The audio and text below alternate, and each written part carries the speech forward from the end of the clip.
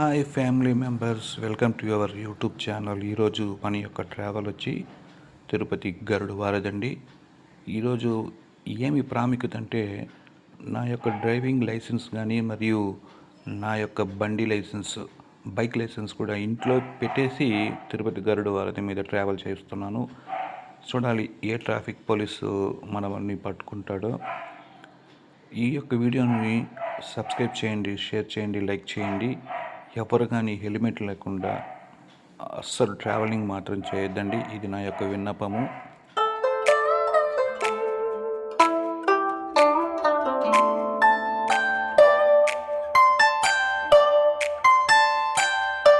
తిరుపతి గరుడ వారధి మీద వెళ్ళేటప్పుడు తప్పకుండా హెల్మెట్ ధరించండి. అదేవిధంగా బైక్ లైసెన్స్, మీ యొక్క డ్రైవింగ్ లైసెన్స్ కూడా తప్పకుండా తీసుకొని వెళ్ళాలి.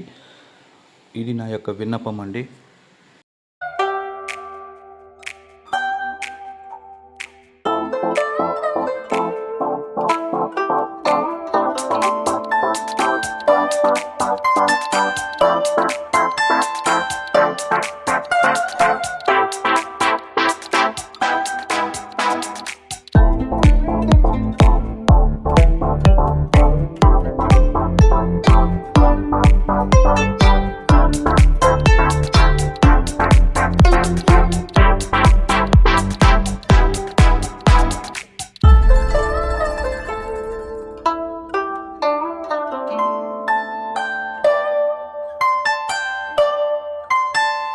దగ్గరలోనే శ్రీవారి శేషాచల పర్వతాలు కనబడుతూ ఉంటుంది. మంచుతో పూర్తిగా కప్పబడి ఉంటుంది.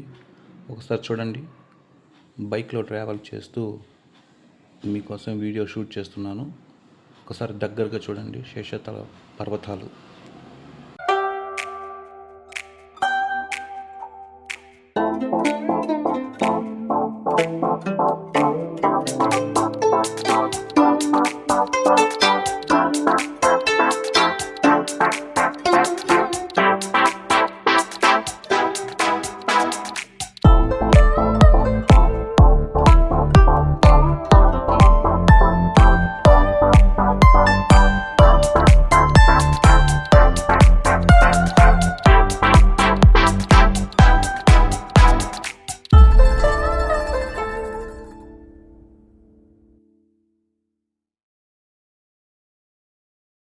కొంత దూరంలోనే లెఫ్ట్ సైడ్ వెళితే మనకు డైరెక్ట్గా తిరుపతి ఆర్టీసీ బస్ స్టాండ్కి ఫ్లైఓవర్ వెళ్తుందండి. మనకు కనబడుతూ ఉంది. ఒక ఆర్టీసీ బస్సు కూడా వెళ్తుంది లెఫ్ట్ సైడు. ఈ లెఫ్ట్ సైడ్ క్రాస్ చేసుకొని వెళితే తిరుపతి ఆర్టీసీ బస్ స్టాండ్ కూడా దారి ఈ సైడే వస్తుంది. రైట్ సైడ్ కానీ కట్ చేసుకున్నారంటే డైరెక్ట్గా అలిపిరికి వెళ్ళిపోవచ్చండి.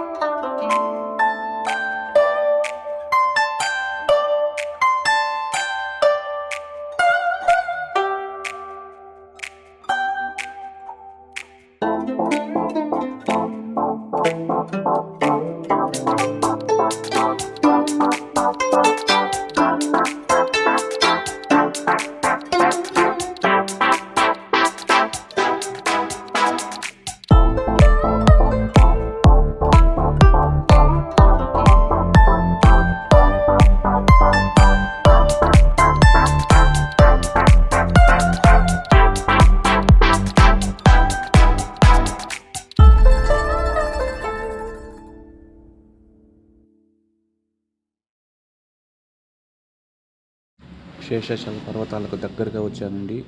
ఈరోజు అనగా ఎటు చూసినా మంచుతో కప్పబడిన వల్ల మనకు పర్వతాలు అంతగా దగ్గరగా కనబడట్లేదు. మామూలు మధ్యాహ్న సమయంలో కానీ, బాగా ఈవినింగ్ సమయంలో కానీ వెళ్తే చాలా స్పష్టతతో మనకు శేషాచల పర్వతాలు ఈ యొక్క ఫ్లైఓవర్ దగ్గరగా చూడొచ్చు.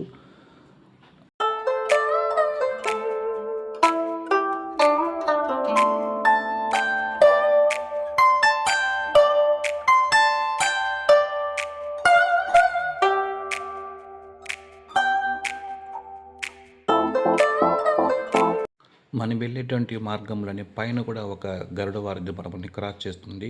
ఇక్కడ నుంచి ఇంకా కొంత దూరంలోనే మనకి అలిపిరి మార్గం కూడా వచ్చేస్తుంది. చూడండి, చాలా జాగ్రత్తగా వెళ్ళాలండి. చాలా ప్రమాదకరమైనటువంటి ఫ్లైఓవర్ కూడా ఇది. చాలా వరకు యువతకి ఎక్కువగా దెబ్బలు తగులుతూ ఉంటుంది ఈ యొక్క మార్గంలోనే. కాబట్టి చాలా జాగ్రత్తగా వెళ్ళండి. ఇక్కడ నుంచి అలాగనే కొంత దూరంలోనే మనకు అలిపిరి మార్గం వస్తుంది. చూస్తే మీకే కనబడుతుంది, దగ్గరలో శేషాచల పర్వతాలు కనబడుతూ ఉంది. చాలా జాగ్రత్తగా ఈ సైడ్ వెళ్ళేటప్పుడు చూసి వెళ్ళండి.